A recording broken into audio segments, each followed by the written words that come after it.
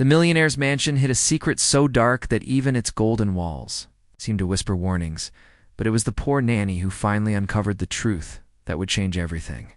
The sun was shining brightly that Saturday afternoon, and the park was filled with the laughter of children.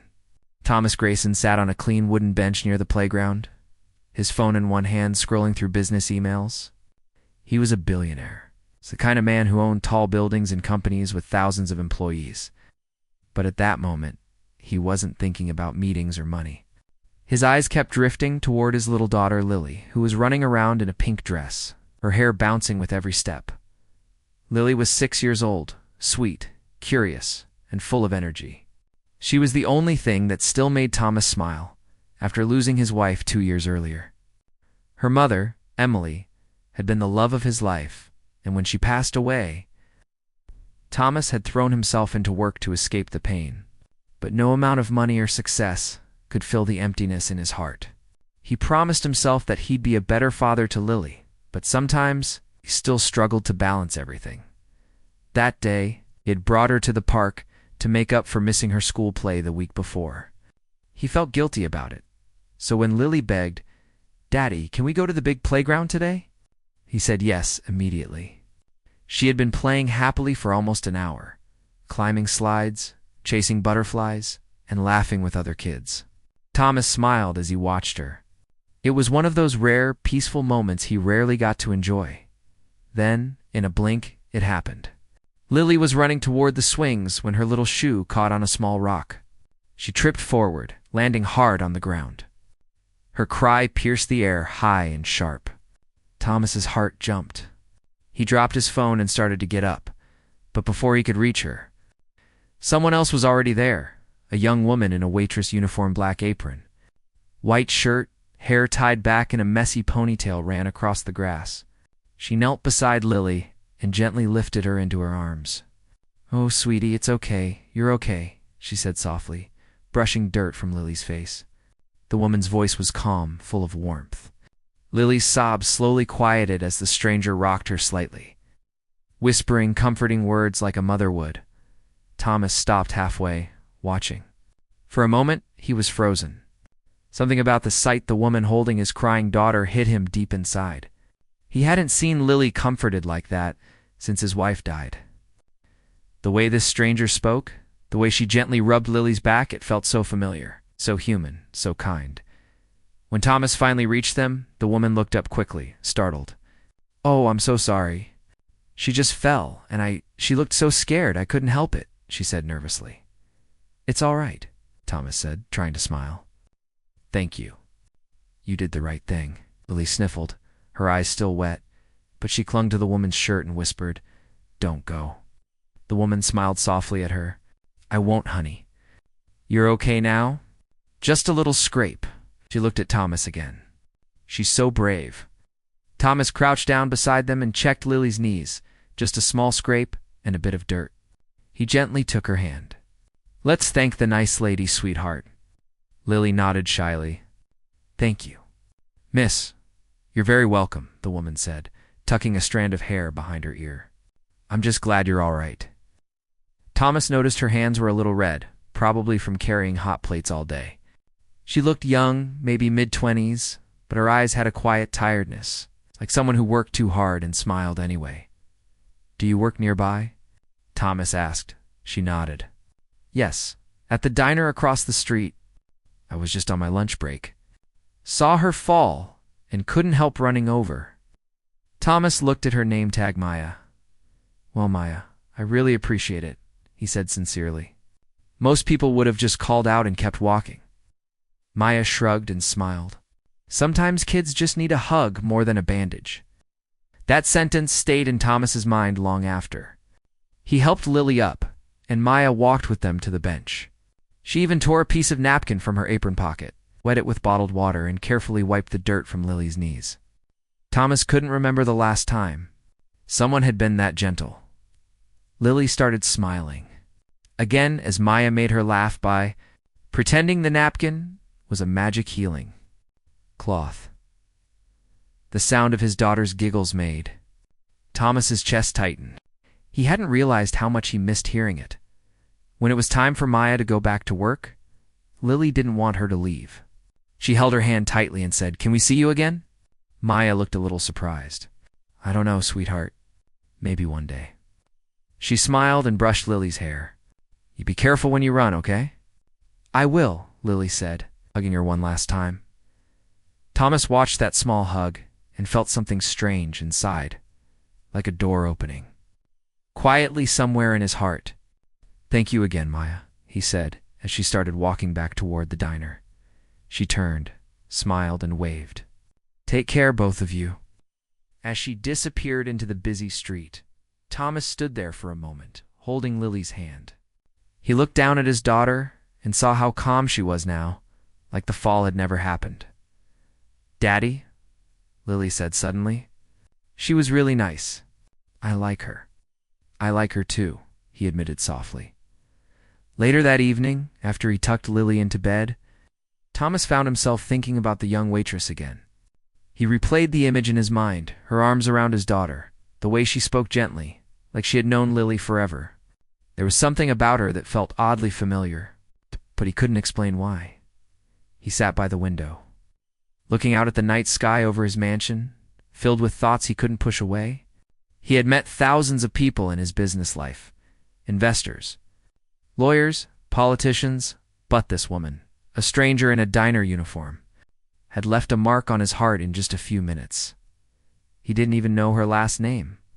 All he knew was that for the first time in a long while, someone had brought light back into Lily's world and to his too.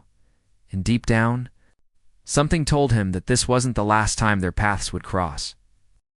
The next few days went by quietly, but Thomas couldn't stop thinking about the young waitress, Maya.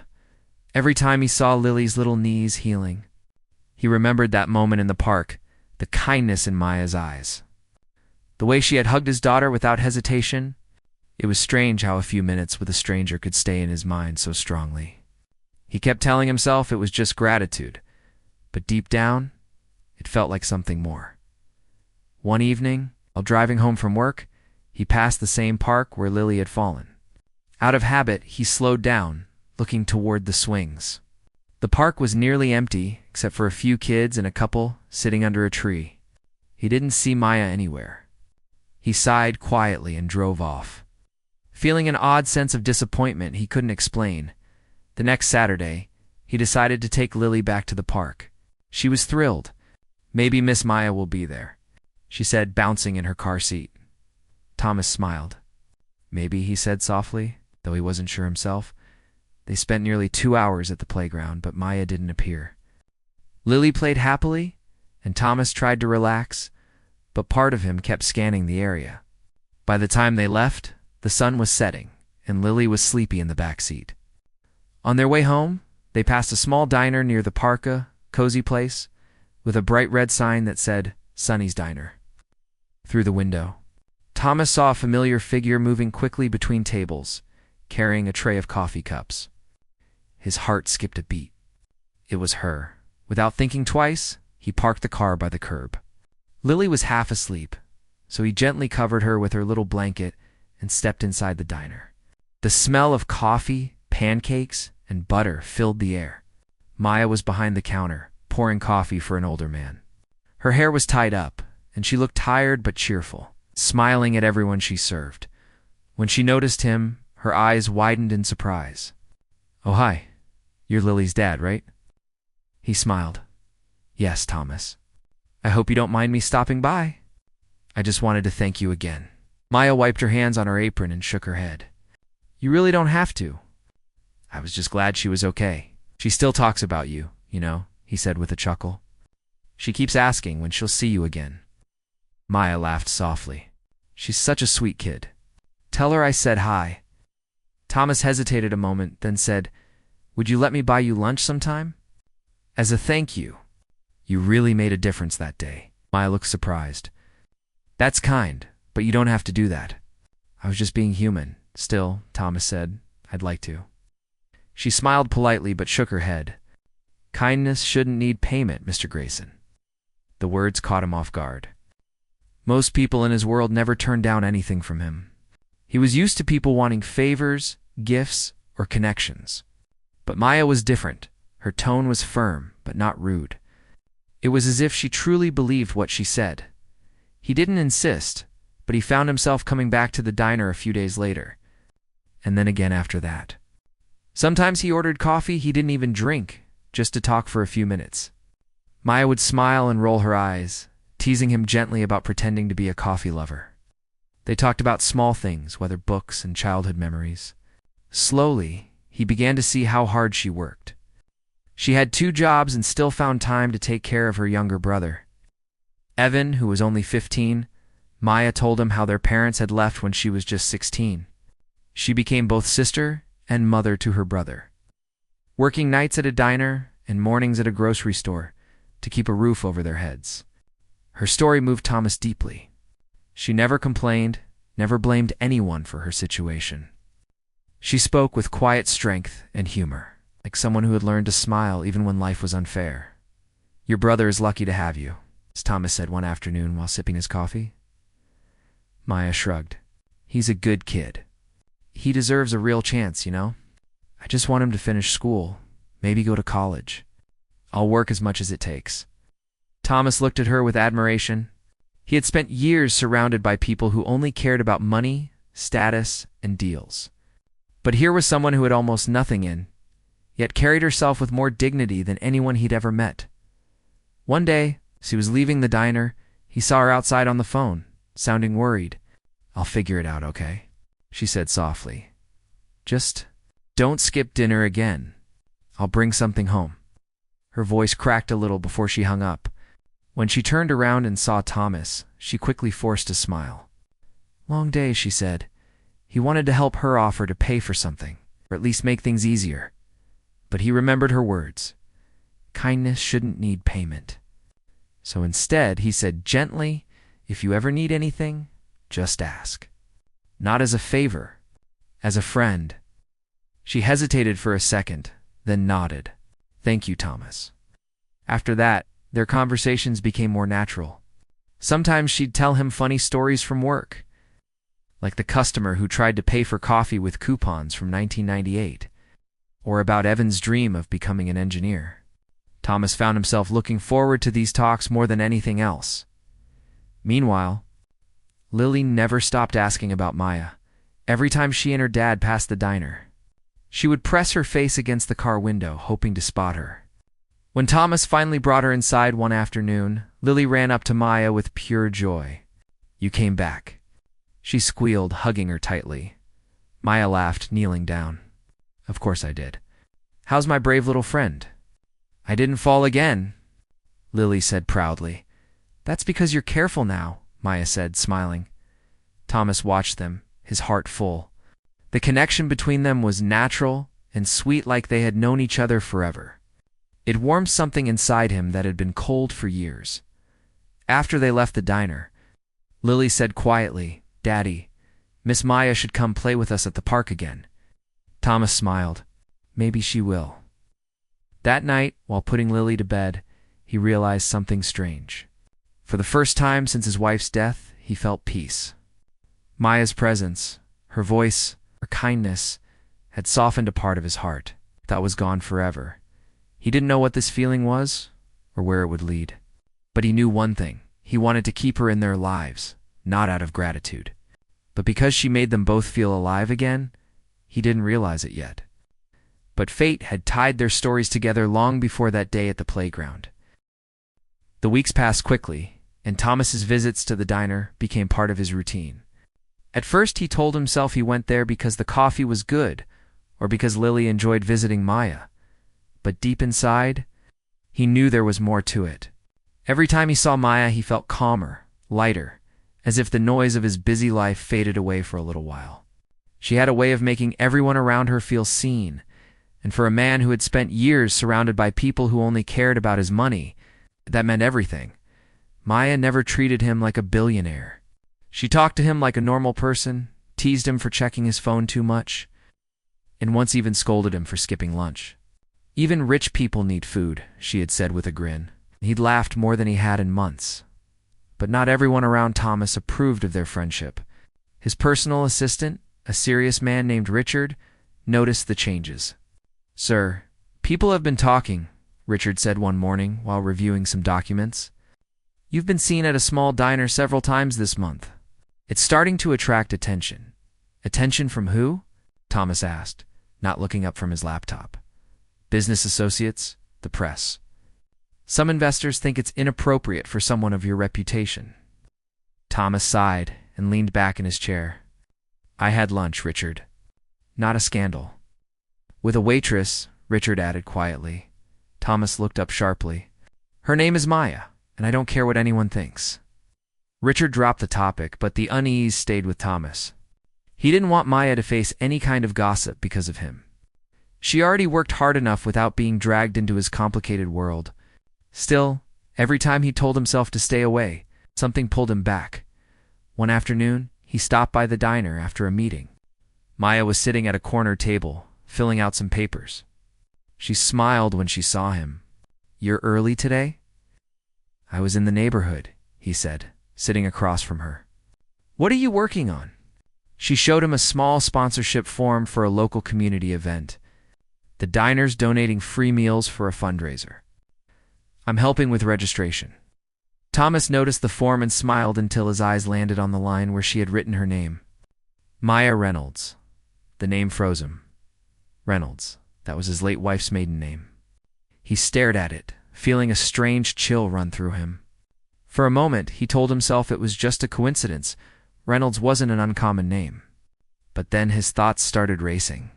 His wife, Emily, had grown up in a small town before moving to the city. She had never talked much about her early life, only saying it was complicated. Forced himself to smile. Reynolds, he said casually. That's your last name? Maya nodded. Yeah, I guess it's pretty common. Where are you from, if you don't mind me asking? Willow Creek, she said, without looking up. It's a tiny town near Oregon. You've probably never heard of it. Thomas's heart skipped. He had heard of it. Emily had been born there. For the rest of their conversation, he tried to act normal, but inside his mind was spinning. When he got home, he couldn't focus on anything. After Lily went to bed, he sat in his office looking through old photo albums and records. He pulled out a dusty file that held some of Emily's documents, her school records, her old letters. And there it was. Emily Reynolds, Willow Creek. The connection was impossible to ignore. Maya and Emily shared not only a last name, but the same hometown. And their age difference made it even stranger. Maya was about 26 now. That meant she would have been born 2 years before Thomas even met Emily. Questions began flooding his mind. Could Maya be a relative? A cousin? Or something else? He didn't want to think about the last possibility, but it stayed there, quietly haunting him. The next day, he asked Richard to do a small background check on Maya. Just personal curiosity, he said, trying to sound casual. Richard raised an eyebrow but obeyed. When the results came back, Thomas's heart pounded as he read through the file. It confirmed what he already knew. Maya Reynolds, born in Willow Creek, adopted at 6 months old. No record of her biological parents. Adopted by a couple who later passed away in a car accident. After that, she had raised her brother alone. Thomas leaned back in his chair, stunned. It couldn't be. But the pieces started to fit together. Emily had once told him she'd gone through something painful before moving to the city. Something she never wanted to talk about. He had assumed it was a broken relationship or family issue. But now, the thought that she might have had a child before they met, a child she never told him about, made his stomach twist. He didn't tell anyone. Not even Lily. He couldn't be sure yet, and he didn't want to accuse anyone wrongly. But from that day, something inside him changed. When he saw Maya again, he felt different. He still admired her, still cared about her, but every word. Every smile carried a new kind of weight. Maya noticed it almost immediately. You've been quiet lately, she said one evening, as they sat outside the diner, sipping coffee after closing hours. I've just been thinking, he said, forcing a smile. About work? About a lot of things. She studied him for a second. You seem different. Did I do something? No, not at all, he said quickly. You've done nothing wrong. But even as he said it, his voice sounded distant. Maya gave a small nod, though her eyes looked hurt. Okay? I just thought maybe I said something." After that night, their talks became shorter. He stopped visiting the diner as often, and when he did, he was distracted. Maya didn't understand what had changed, but she respected his space. Still, she missed their easy conversations and the way he used to make her laugh. Lily noticed it too. "Daddy, why don't we see Miss Maya anymore?" she asked one night while brushing her teeth. "She's busy with work, sweetheart," Thomas said softly. "We'll see her soon." But he wasn't sure of that himself. The following week, Thomas drove by the diner again, his thoughts heavy. He parked across the street, watching through the window as Maya served customers with her usual bright smile.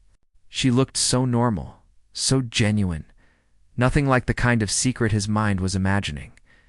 But the resemblance to Emily was becoming clearer the more he looked at Hertha. Same warm eyes, the same small dimple when she smiled. He sat there for a long time, unsure what to do. Should he tell her what he'd found? Should he keep it to himself? He didn't want to hurt her, but he couldn't ignore the truth either. When he finally drove away that night, he knew one thing for sure: the connection between him, Maya, and Emily was deeper than he had ever imagined. And whatever the truth was, it was about to change all their lives forever. Maria and Henry had spent weeks observing, taking notes, and quietly gathering small pieces of evidence. Every day they had watched Lila grow stronger and more joyful when she was away from the mysterious medicine. But now, Maria knew it was time for action. The little girl had suffered for too long, and the truth could no longer be ignored. She carefully planned their next steps, knowing that any mistake could put both her and Lila in danger. She decided to involve the authorities, but only with concrete proof. Maria wanted to make sure Lila would be safe immediately, and that Eleanor could no longer harm her. The first thing Maria did was organize all her notes, photographs, and Lila's drawings. Each observation of Lila's improvement without the medicine was recorded in detail. She had also kept photographs of the medicine bottles and the labels, along with notes about Eleanor's behavior. Maria realized that all these small pieces, when put together, formed a clear picture of something seriously wrong.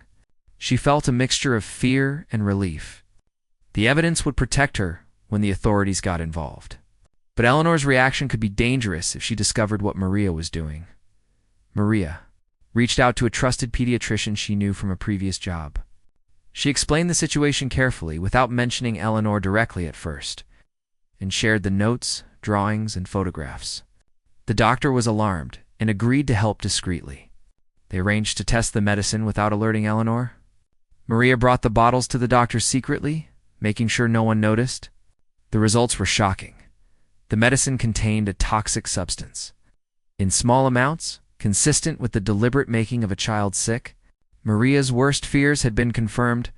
Lila had not been ill by accident. Someone had been harming her intentionally. Maria felt a mixture of anger and sadness. How could a mother do this to her own child? Eleanor had everything she could ever want, yet she had put her daughter's life at risk. Maria knew she could not wait any longer. She called Henry and explained the results. Henry was equally shocked, but relieved that Maria had solid proof. They both knew that the next step would be critical. Eleanor had to be stopped immediately, and Lila needed protection. They made a plan to involve the police without putting the child at risk. The next morning, Maria prepared Lila as usual, keeping the child's routine calm and familiar, so that she would not sense the tension. She gave her safe food and encouraged her to play in the garden. Lila laughed and ran, her small feet moving quickly across the grass. Maria felt tears in her eyes.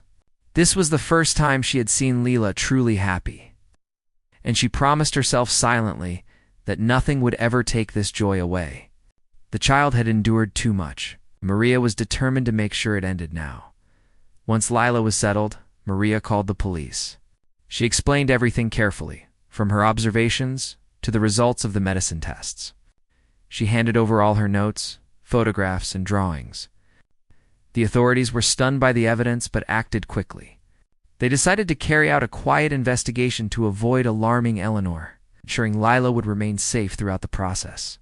Maria stayed close to Lila, comforting her and keeping her distracted.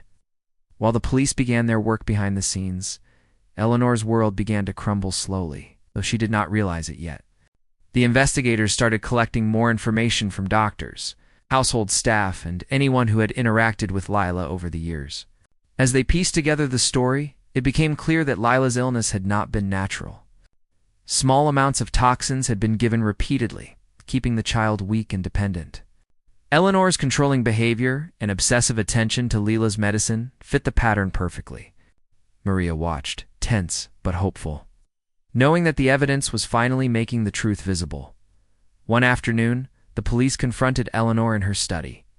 She was shocked, confused, and angry. She denied everything at first, but the evidence was overwhelming. The toxic substances in the medicine, the detailed notes, and Lila's drawings formed a complete story that could not be ignored. Eleanor's world, built on control and manipulation, collapsed around her. The authorities placed her under arrest immediately. Maria felt a strange mix of relief and sorrow. Relief because Lila was finally safe, but sorrow because the little girl had been betrayed by her own mother for so many years. Meanwhile, Lila was taken to a specialized hospital for detox and care. For the first time, she received treatments that actually helped her recover, rather than treatments that had been harmful. Maria visited her every day, sitting by her bedside, reading stories, and holding her hand. Lila began to regain her strength rapidly, her color returning, her energy increasing, and her laughter coming back naturally. Maria could see the transformation clearly. The child who had been weak, frightened and sick for so long was finally becoming the happy, strong little girl she was meant to be. Richard was devastated when he learned the truth. He had always loved Lila deeply, but had been blind to Eleanor's dangerous behavior. He confessed that he had suspected something was wrong, but could not imagine that his wife had harmed their daughter intentionally. He wept as he held Lila for the first time in years, grateful that she was finally safe. He also thanked Maria repeatedly, recognizing that her courage and persistence had saved his child's life. Maria, as always, remained humble, simply happy that Lila could finally be well. During this time, the media quietly reported the shocking story. Headlines described how a poor nanny had uncovered a millionaire's dark secret, saving a child who had been suffering for years. Maria's bravery inspired many, but she never sought fame or reward. Her focus remained entirely on Lila and making sure the little girl could live a normal, healthy life. She continued visiting Lila, helping her rebuild trust, confidence, and joy. Slowly, Lila learned to smile without fear, play without worry, and enjoy the simple pleasures of childhood that she had been denied for so long. Maria also reflected on the lessons of the experience. She realized how important courage, observation, and kindness were.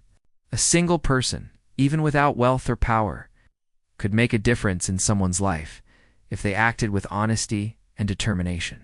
She had protected a child who had no one else to rely on and had ensured justice for the first time. Her bond with Lila grew stronger each day, a relationship built on trust, love, and safety. Maria knew that this was her greatest achievement in life, far more important than any money or status she had ever dreamed of. Months later, Lila was finally allowed to return home, living with her father in a safe and loving environment.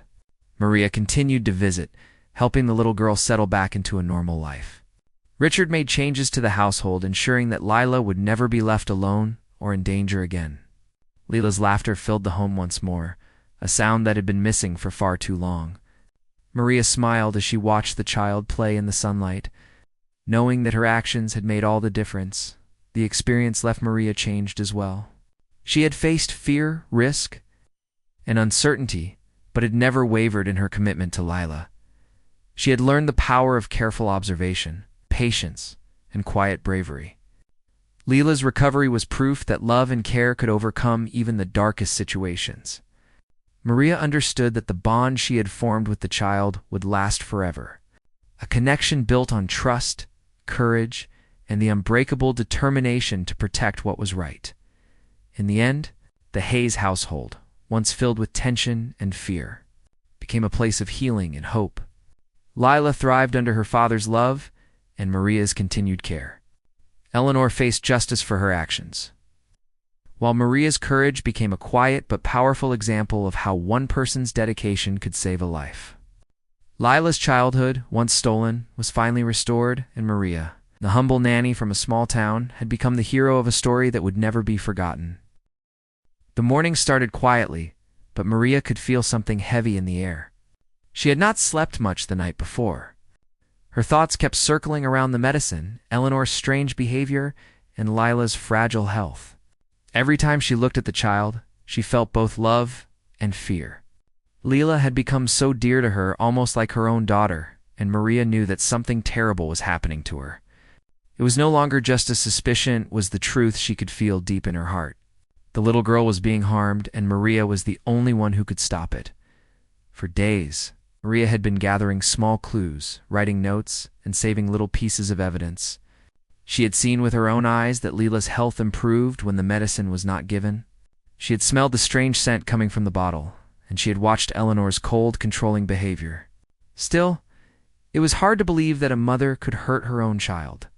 But the truth was too clear to ignore now. Maria needed to take action before something worse happened. That morning, Maria went to find Henry.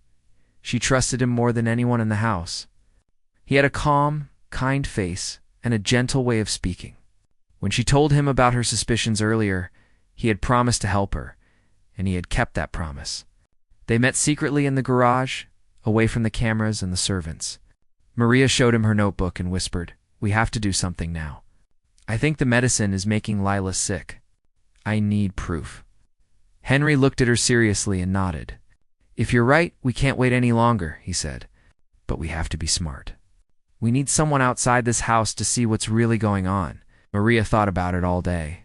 She couldn't just accuse Eleanor without evidence. No one would believe her, a poor nanny, against a powerful woman. But maybe, if someone tested the medicine, the truth would come out. That evening, when Eleanor went out for a charity dinner, Maria quietly took one of the small bottles from the cabinet.